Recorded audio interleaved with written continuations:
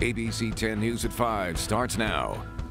San Diego State is ramping up its efforts to curb the spread of COVID-19 following an outbreak among its students. Good evening, I'm Lindsay Pena. And I'm Steve Atkinson. This afternoon, the university announced that it will begin testing all students who live on campus. More than 600 cases have been reported so far. Our ABC 10 News reporter Anthony Pura joins us to explain how all of this will work. Anthony. Steve, Lindsay, this will be a requirement for all students living on campus. The COVID-19 surveillance plan, as they're calling it, will launch tomorrow, and university officials say it is well within their jurisdiction to implement this. There will be consequences if students do not participate.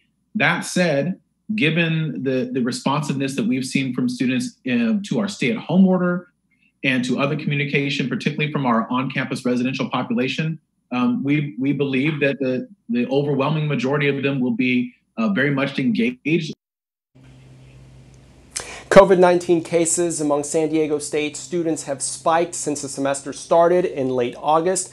Most recent numbers show 644 total students have tested positive. 4 more are probable. This new surveillance plan is meant to reduce the spread of the coronavirus. The university says they can test up to 500 students a day. Each student will be assigned a testing time and location. Now, after the initial phase, the university hopes to get a better idea of just how prevalent the virus is among the students, as well as identify any hot spots. Now, the second phase could involve a random or routine testing for on-campus students, depending on the results of that first phase. And again, this is just for students living on campus. The university points out that more than 60% of their cases involved students living off campus, but regardless, they feel that this is a necessary step to take. Anthony Pura, ABC 10 News. Anthony, thank you. In the days of dining indoors, going to a movie, or exercising inside a gym, they could be numbered across San Diego County.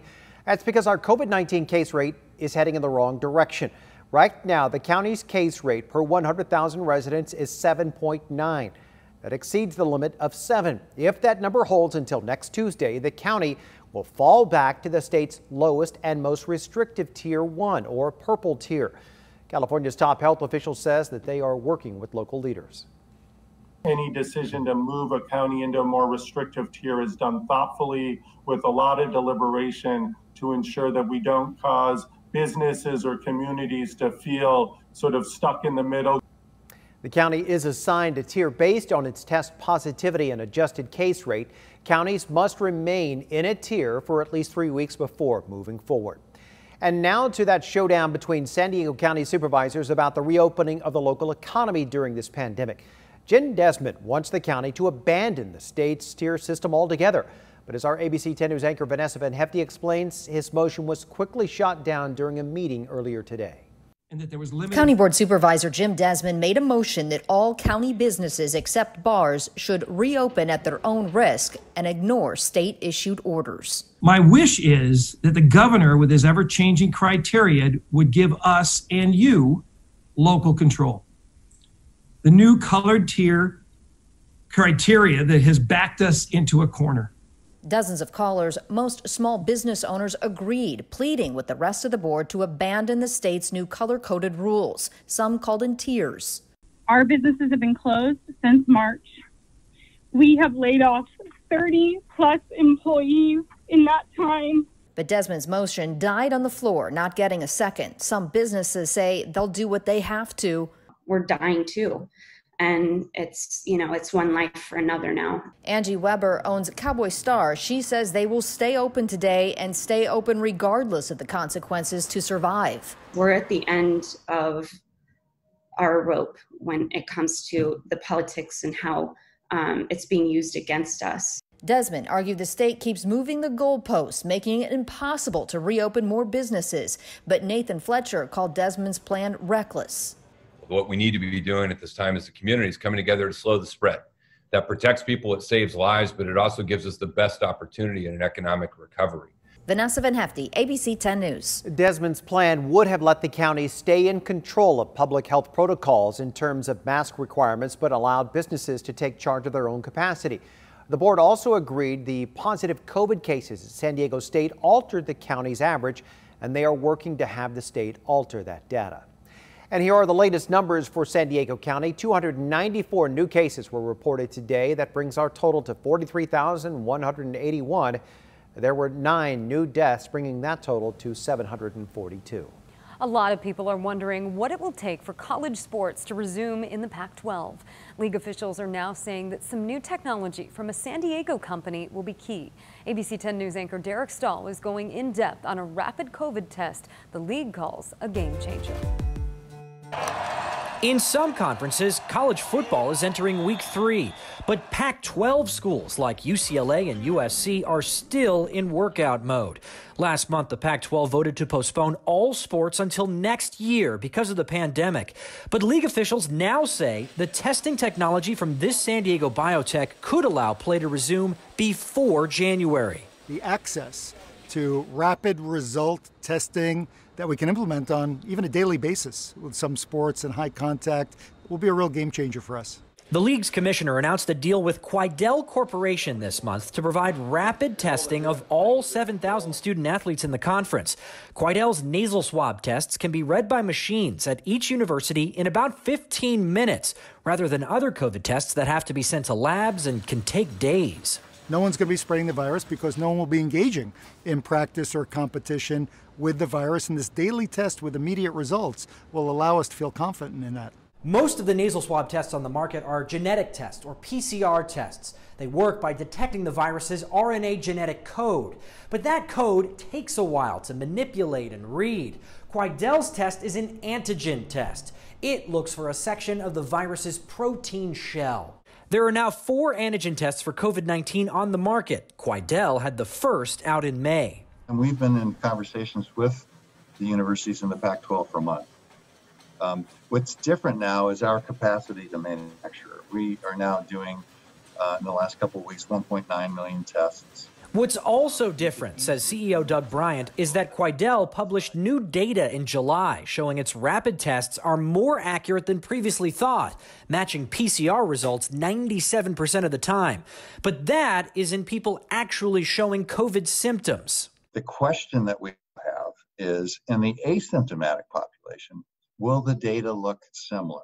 Bryant says they have unpublished data that's promising, but he says that question is a big reason for the new partnership with the Pac-12. The testing program will be one big clinical trial to see if rapid testing can protect athletes, backed by all the muscle these research universities can offer. We want to know that the tests that we're running are appropriate for use in the asymptomatic population, and we need to demonstrate that to not only the scientific community, but to the public. The Pac-12 is hoping these tests will help convince lawmakers to ease state and county restrictions. Even though there was an NFL game in LA last weekend, college teams in California are still limited to practicing with groups of 12 at a time. Derek Stahl, ABC 10 News. Quidel plans to roll out its testing machines to the universities later this month. Because of the new deal, the Pac-12 is reportedly considering restarting college football as early as mid-November. There are new developments involving a former San Diego sheriff's captain who was arrested last year for running an illegal gun ring. Just hours ago, Marco Garmo changed his plea to guilty.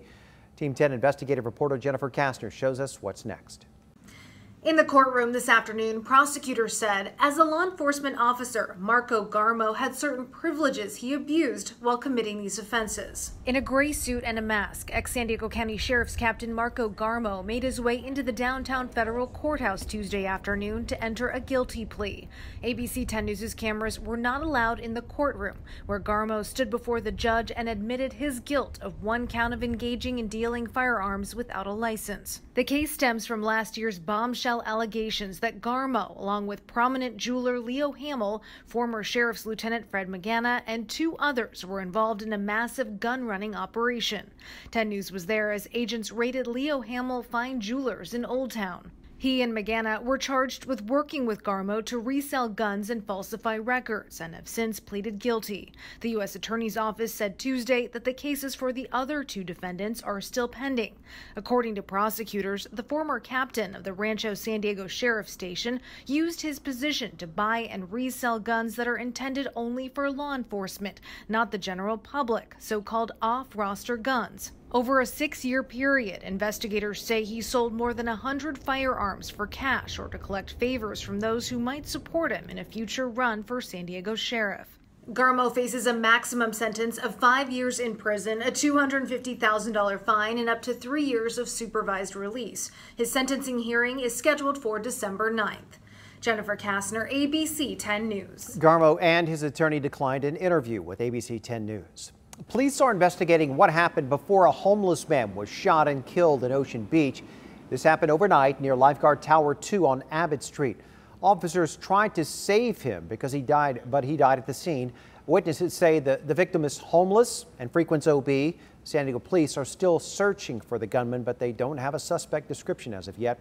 If you have any information, you're asked to call the San Diego Police Homicide Unit. The man accused of killing another man inside a Rolando apartment complex back in 2016 pleaded not guilty this afternoon. Police arrested Manuel Lopez earlier this month on suspicion of murdering Alan Stokes.